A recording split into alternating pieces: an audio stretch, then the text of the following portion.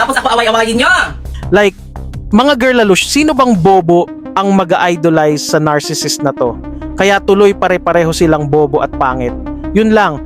And here's Queen Hera's full statement on the issue. Walang kwenta ang kakasabi ng character development sa susunod if paulit-ulit ginagawa. So, ang first step para magkaroon ng character development is taking accountability. Hindi yung magsisinungaling pa at papagmukhain na masasama or masama at i-enjoy yung hate sa mga friends or kasama para lang magmukha siyang kawawa. So, I've had enough. So, ilang araw kong parang pinag-isipan, pinigilan na parang wawa, huwag na namang salita, pero not this time. Hindi pa kami nakakalis sa Dubai actually.